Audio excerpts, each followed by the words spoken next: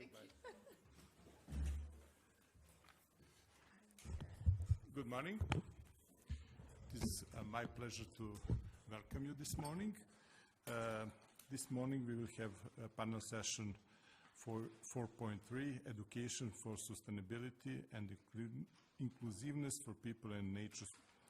So let me present my co-chairs. Mariana Bozesan, President, AQAL Capital and Foundation, Munich, Germany. She will speak later on. Aleksandra, Drecun, President, Intersection Center for Science and Innovation, Belgrade, Serbia, Director for Europe Harvard Alumni Association, and Radmilo, Pešić, Faculty of Agriculture, University of Belgrade, Serbia. So I would like just to remind you that organizer insisted on maximum 10 minutes discussions. So I have privilege to be the first speaker. I will try to briefly mention you some key issues that I was asked about: inclusiveness, education, and environment. So I will start. I'm used to speak standing. I believe that you hear me, so there is no need for the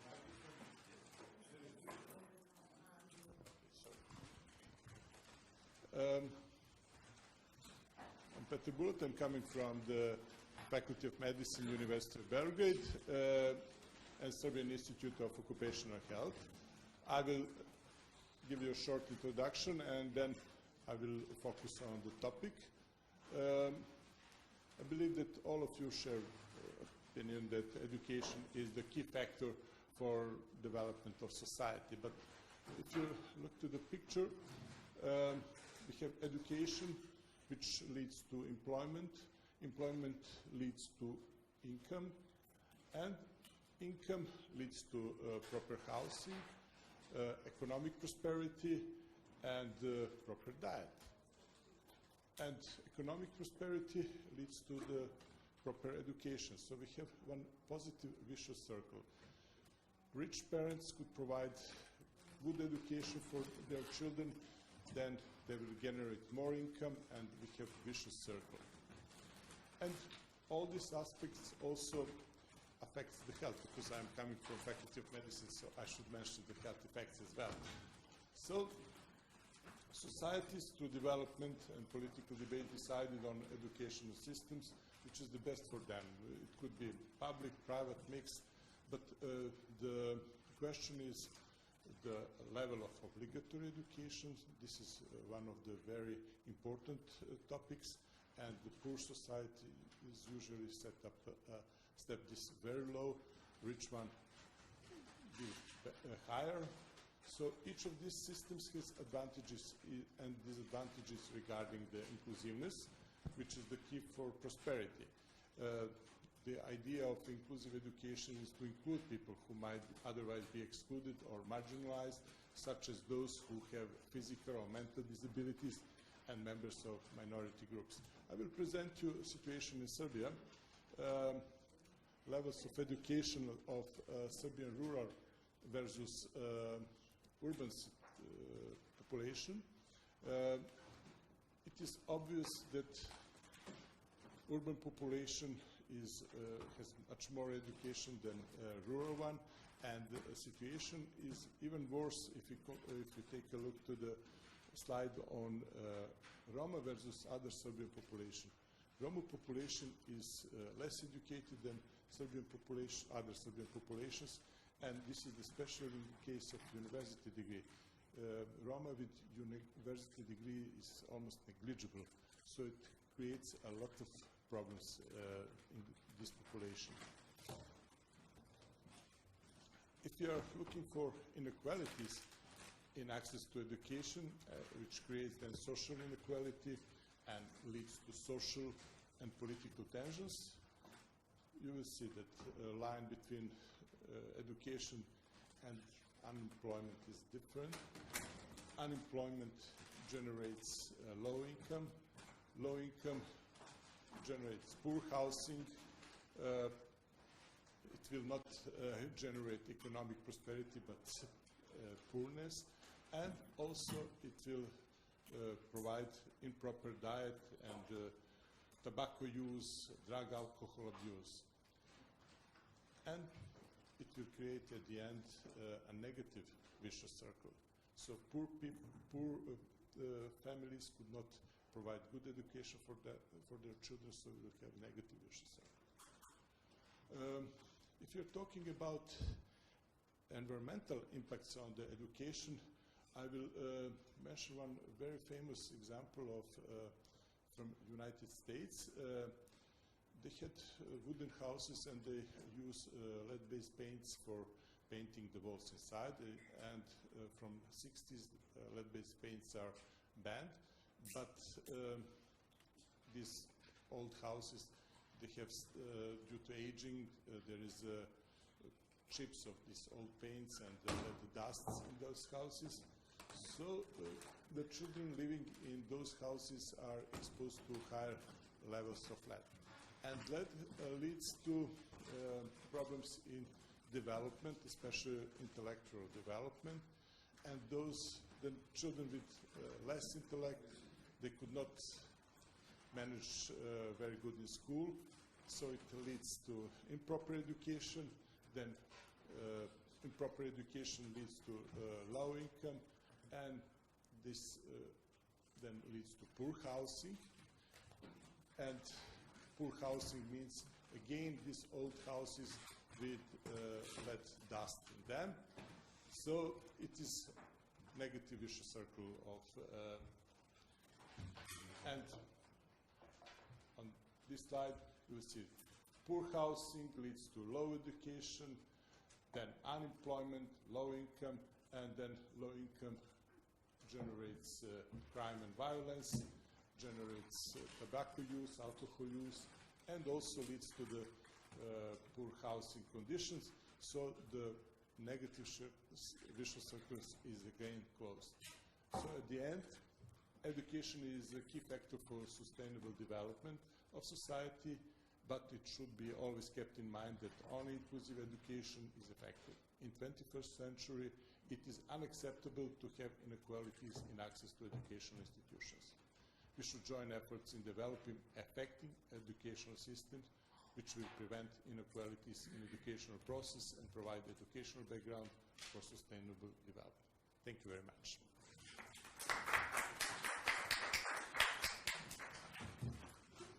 So now I will ask Mariana Bokshan.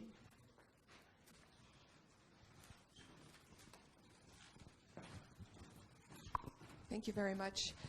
So, good morning, everybody. I'd like to keep my promise from yesterday and give you a very pragmatic example on how to apply these philosophies of integration, inclusivity, UN SDGs within planetary boundaries. If you could please bring up my slides, I'd really appreciate it. So, we'll remember, I need technical help, please. Before we get my slides up, I'd like to summarize what I talked about yesterday. So the main topics are how do we do what we do on a daily basis, particularly as an educator in your case, and as an entrepreneur and an investor in my case, within the context of climate. Okay, great. So within the context of climate change, artificial intelligence threats or exponential threats, or the application of unsafe AIs, which is one of my passions, and also nuclear threats, which of course is something that few of us can do something about unless you're a politician. So within this context, we also have the decision of the UN to apply the Sustainable Development Goals, but the question is, how do we apply the 17? Because some of them, they're aspirational, but they're contradicting.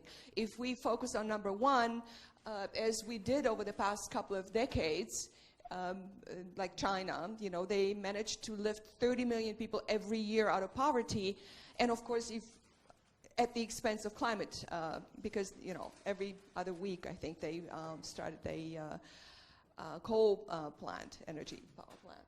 So the important task here is to apply these UN SDGs within planetary boundaries, and here I referred yesterday to a research paper that was done, research, not only the paper, but research paper based on research over the past 50 years on how to apply the UN SDGs within planetary boundaries, which are 9 of. And so here I shared with you what we've done over the past, since 1980s.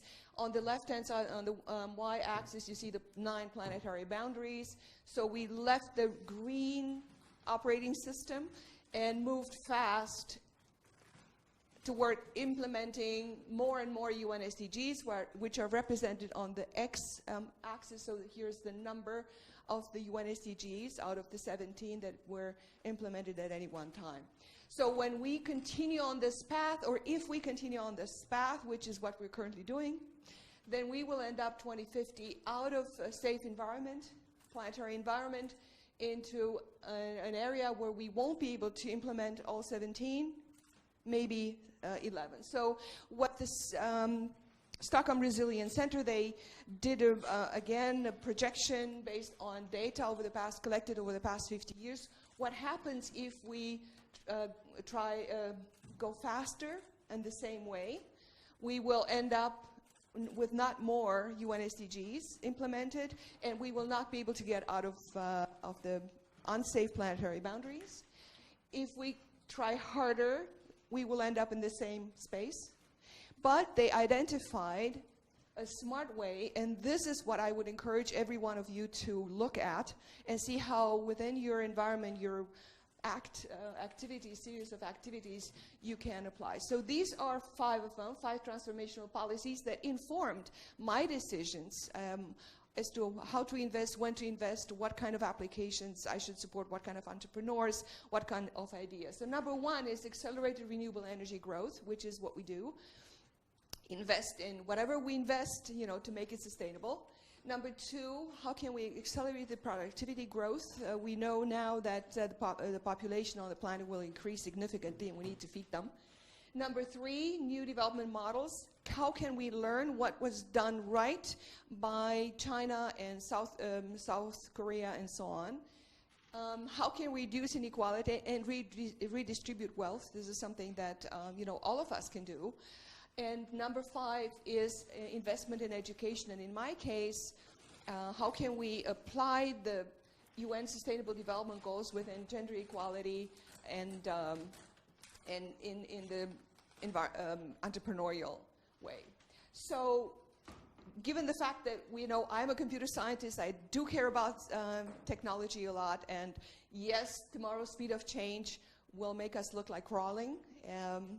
And so one thing that I've not seen at this conference is a lot of discussion that comes or gravitates around this area. This is really, really important. So the fact that we're not talking about it tells me personally that it's not on our radar, and we need to change it.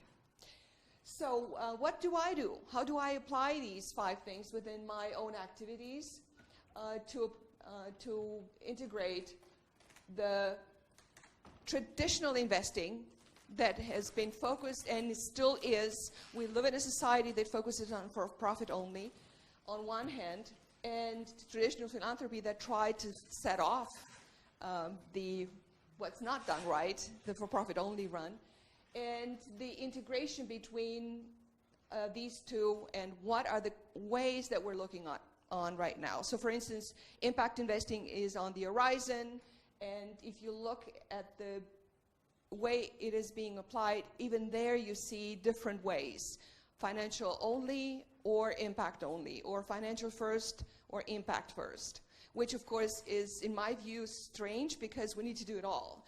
And this is what I stand for. This is what integral investing is actually supposed to do. And here I am looking at, I'm sharing with you, you can only achieve what you measure. So what do we measure? So traditional investing looks at profit only, which is the current paradigm. If you look at impact investing, it tried to integrate people, planet, and profit.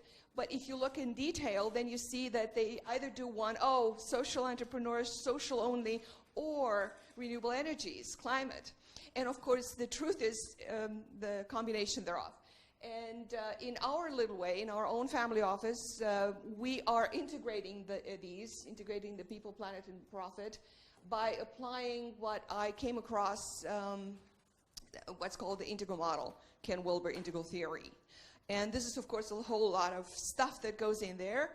I don't know how many more minutes I have. Not many. But this is a way, 3 more. So this is a way that helps us look. It's a lens. We're changing the lens because you can only see as to the level of, you know, how good your glasses are. So we have extended our glasses to look at the interior dimensions, the culture, but also the individual development, and also how that manifests on the outside. Again, I've written a book on this. It's coming out because many, many people have asked us how we've done it, because this system that we have applied over the past 20 plus years is extremely successful financially. So we've actually proven that if you include people and the planet in the conversation, you also reduce your risk, and the result is, of course, better financial return, which, of course, you could use to, you know, make a difference. So what is the process? Within the investment process, particularly early stage, this is what I do. I invest in young entrepreneurs. Goes through starts with deal screening. It goes through the due diligence process, which I will unpack a little bit. Then investment execution, when you decide to invest, what happens? Up to the monitoring, this is important. 3% of the investment amount that we perform, that we allocate, goes into developing the team, making sure that after the investment, the company really is able to get the support it needs in order to achieve what it has been decided collectively. And then up to the exit. So what is the due diligence process that is based, all of it is informed by the integral model by Ken Wilber. But the due diligence process has 5 steps. The first one is the traditional one. That's what every investor does, venture capital or business angel, business plan, marketing, blah, blah, blah. And we decided to get rid of the lying. Because what's actually happening right now, the VCs lie to the GPs, to the general partners, to their investors. Oh, I'm going to deliver you the 10x, the unicorn, blah, blah, blah. And then the entrepreneur doesn't have a choice. He has to say, oh, here's the J-curve. So we decided to get rid of that. So what is the truth in there? You know, what are we doing together, not for the sake of money and the 10x and the unicorn, and everyone is running after those unicorns, but to save ourselves, to have an integral way of looking, integrate the people, planet, and profit with passion and purpose, because it's about us. You're going to die. Nobody's going to take any of the stuff that we have with us. Where are we coming from? Where are we going? And we're taking that into this consideration. So in terms of step 1, everyone knows what that is. I'm not going to go into it. I only have 2 more minutes. Step 2, and here's where the difference comes in. I know it's not 2 minutes. I'm actually through, aren't I? This is where the difference comes in. It's the UN SDGs applied within planetary boundaries. And how we do that, there are many, many measurement criteria, gears and GIN and IRIS, and you name them, we have them. And so this is extremely important. There are very few people who do this. 3 is the individual assessment, and I spoke yesterday I got a PhD in psychology because I wanted to know how people evolve, how I evolve. You know, how do we reach the top of the Maslow pyramid? It's not an easy thing. But there are many ways of achieving that. This is a selection of many lines of development, many intelligences along which we evolve. And step 3, goes into the details. We use the Harvard Development Model, the LDMA is called.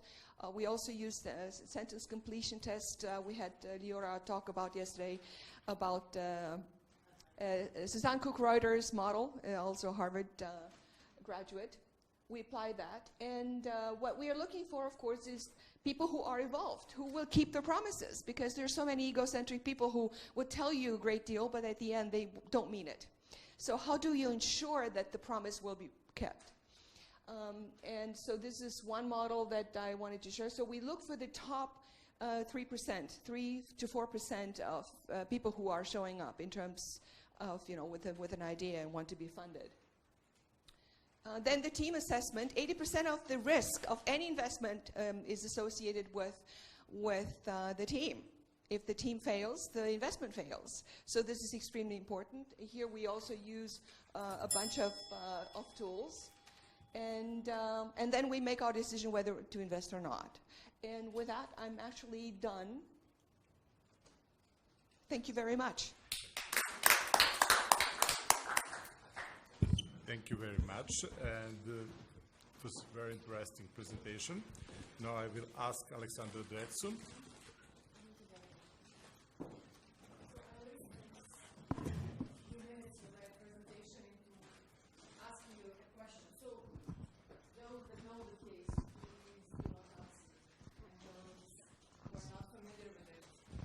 Need to speak because of the recording? Okay. So I'll read just a few sentences. A father and his son are in a car accident. The father does not survive, and the son is badly injured. An ambulance takes the son to the hospital where the surgeon cries out, "I cannot operate because this boy is who?" Father and son in a car accident, entering emergency. The surgeon says, "I cannot operate." Why? No.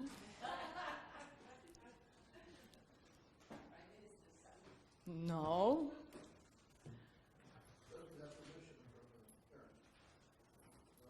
Irrelevant, yeah. Does not have health insurance. So, yeah. We all face this.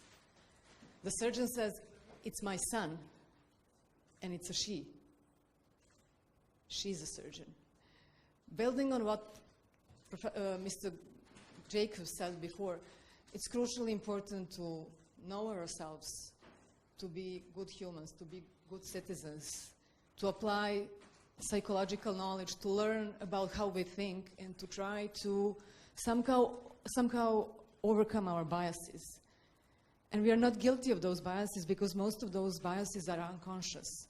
So I've taken as my professional, to a certain extent, an individual mission to try to use every opportunity like this one where we have multiple stakeholders, people from different walks of life, researchers, policymakers, and others, to talk about this topic. Let me just show you another example. So the topic is gender and debiasing based on gender. Quickly. As till 70s, only 5% of musicians performing in the top 5 orchestras in the US were women. Today, probably even close to 40. What was done? What happened? Again, I would ask those who know just to abstain for helping others. What they have done to increase without compromising excellence.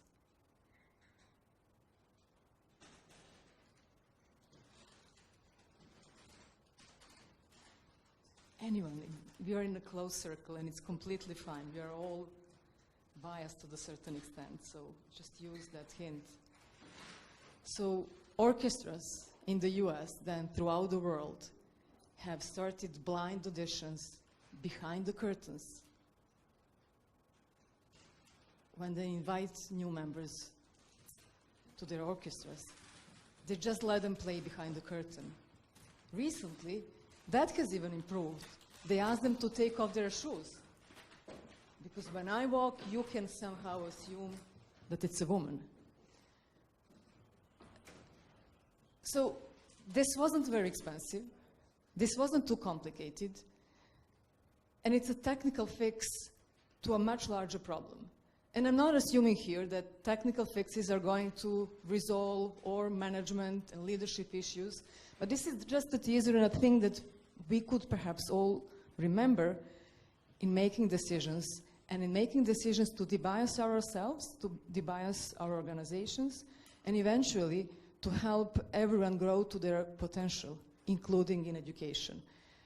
So, of course, in those development goals, target for 7, goal 4 on education looks at global citizenship education, education for sustainable development, and it looks to ensure that all learners also are aware of gender inequality and are working, as you have mentioned, and as many people have mentioned today and tomorrow, to somehow improve the situation in that field. I have many more examples that I can show you that are related to business, to technology, to different walks of life. I will just quote this one, the first one, Howard versus Heidi case, which is extremely important. At Harvard Business School, a case was written about Heidi Roosevelt, who was a successful entrepreneur, how she built her networks, how she succeeded, and students were asked, do they like their style? At a certain point, 5 years after the case was produced, they just changed the name from her name Heidi to Howard. And they've given different cases, same cases, story, only with different names to 2 groups. Much more people liked Howard and wanted to work with him than Heidi. Why is that so? We can talk a lot about it, but for women, when they're ambitious, when they're direct in communication, they're often perceived as aggressive and abrasive. For men, it's less so. They're just persistent, straightforwarded, mission-oriented. To gender, we should, of course, add race and many other things, because it's also something which might surprise us. People of color plus gender equals to this. Women of color that are straightforward, ambitious and direct are more likable according to the perceptions. Men of color who are very ambitious and show their ambition openly are not that much liked by the society. So obviously gender equality is definitely a moral imperative, but there are so many other areas in which this matters, and this is not, we do not have enough time, and this is not the moment where we can discuss that. But definitely one of the things that we could focus on are those unconscious biases. I suggest you that you test yourselves at one of the best tools there that exists. It's Harvard Implicit Association Test. Google has also produced its own unbiasing tools. Science Foundation Ireland has its own training, and I was a reviewer a few weeks ago there. We have all been obliged to undergo that training of unbiases ourselves.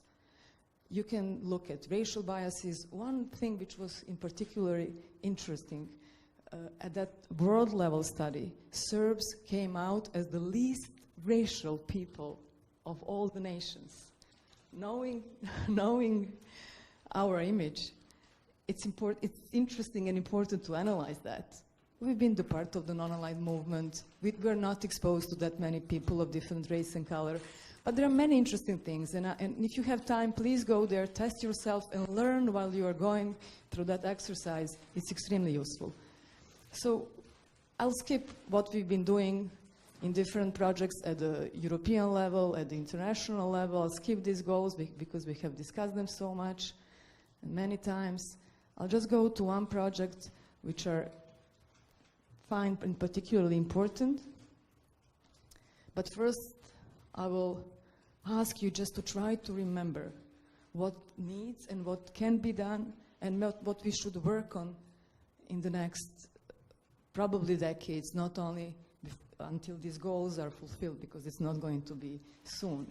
So when dealing with gender and numbers and fixing, the first obvious thing is fixing the number. That goes without saying, and it's already there. Some quotas, women in academia, women in business, I won't elaborate on that. The second thing is something that was mentioned so many times, it's institutions. We need to fix the institutions, the way they function, who is in the leadership, what are the processes, and so on and so on. But the important thing, which I want to stress here, because this is the Academy of Arts and Sciences, is that we need to fix the knowledge. what would that mean? So I'll skip the figures. There you see how women are in majority when they enter universities, more women graduate, more women enroll in master's studies, but then when career progresses, women go down, men go up. And it's a chart, I think, known to many, so I will skip the figures. I have it here in case anyone is interested. But this is, I think, very, very important. Research to date has not been unbiased. Do we know much about the other gender, usually women? And I'll here won't go into making the difference between gender and sex. I'll also leave it for some other occasion because it takes time. But theory has done a lot in social sciences, but not that much in technology, in medicine, in sciences that are so important for climate change. You would think that this is impossible, but Nature, the magazine that we all know so well, only in 2010 asked for the data if the research in medicine was done on female samples as well. Until 2010, we wouldn't know. Majority of research worldwide is done on male stem cells. In the US, 10 medicines have been taken out of the market. 7 of them had worse effects on women. The Lancet and many other important institutions are following, but only now, in this decade, these days. And to me, I'm not from that field. It was really counterintuitive. I would never think that only male stem cells were used in medical research. And I spoke to many colleagues here. There are many reasons. One of them because it's much easier. Hormones are not of the same kind. And it's very difficult to find matching female stem cells, but that's also for another time and another occasion. So when we speak of women, usually the technical products are also not made for them. And that famous dilemma, shrink it or pink it, usually ends up being just of smaller size and a different color. I couldn't resist to point to a very well-known person here, because we are in Serbia, we definitely need to brag about one of us. But it's also related to Harvard Business Review research, which says that women respond better than men to competitive pressure. They analyze tennis players,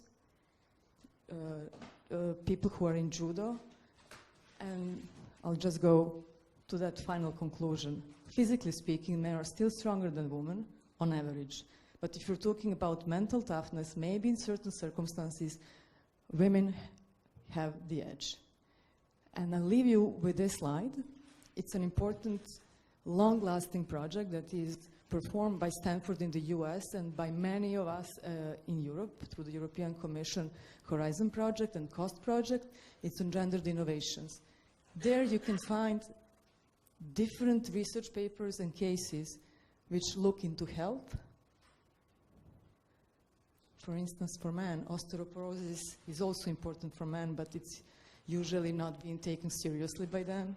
And engineering and technology, at environmental, and many other cases which show differences like those that I mentioned. For instance, the dummies used for tests are made only after male body and are the size of men. Only recently in this decade it has been changed. And it's also one thing that we can remember easily. So what could be done? First of all, excellence is based on diversity. Creativity and knowledge needs to be grown from diversity and looking at all the aspects. There is no excellence if we are not looking at all the aspects and all the differences. We need to make women visible. We'll talk about it some other time again. We need to secure top-level support for these changes. We need definitely to increase the number of women in decision-making bodies, because seeing is believing. And we all need to go through some unconscious bias education and training. This was very broad and very simple intentionally. You can, for yourselves, just think of all kinds of trainings we need to offer children, toddlers, to children in kindergarten, to professors, to all of us who are involved in living on this planet, which wants to be sustainable. Because only if we include all the aspects, we can have sustainability and excellence that we are all looking for. And it's about us, individuals. We can start from ourselves, debias ourselves, and then work in every field and use every opportunity that we have to help others to grow into that direction. Thank you so much. Thank you very much for a very inspirative talk. While you were talking, I was counting. Here we have 8-to-7 ratio among participants, excluding technicians. So we are... Okay, Mr. Now Radmilo Pešić, please.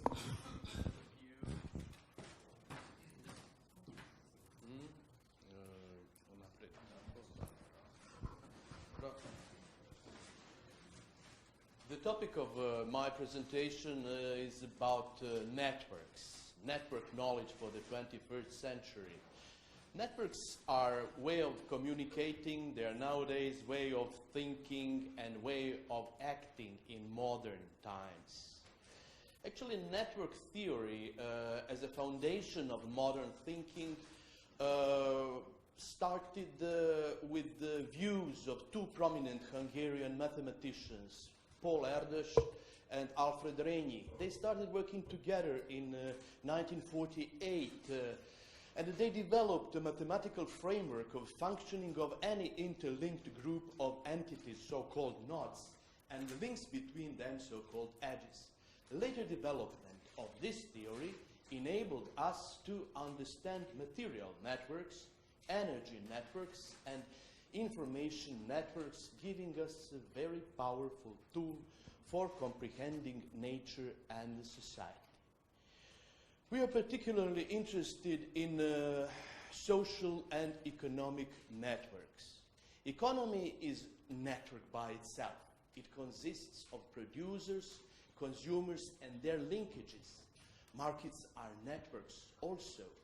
Invisible hand of market is, in fact, a function of the network. Rationality of market economy is a network rationality and is always higher than the sum of individual rationalities. Until recently, economists viewed economy as a set of autonomous individuals that are linked via price system only. However, network perspective offers a different approach.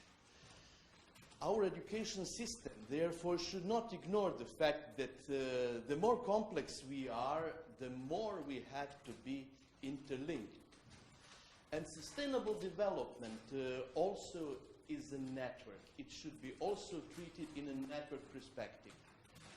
If we want to create and disseminate a viable and constructive knowledge for the 21st century, we must stop using 19th century paradigm on isolated and optimizing perfectly rational individuals. There is a very good quotation given by a Hungarian mathematician also. He said, whereas the 20th century was seen as a century of physics, the 21st is often predicted to be a century of biology. It will most likely be a century of complexity. And complexity is a consequence of network structure of the nature and society. So sustainability concept is a network concept. Sustainable development goals are interlinked, interconnected, and they cannot be achieved separately. Understanding the interlinkages among the goals and targets is crucial for integrated governance and policy coherence in implementing sustainable development strategies.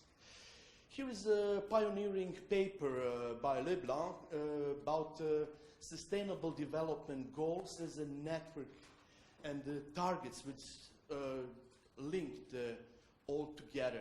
This was a pioneering paper. In 2017, another paper appeared as an elaboration of the same methodology. The paper is made by Jo and Moinuddin, and the point, quite a complex image, as you can see, interlinks between different sustainable development goals.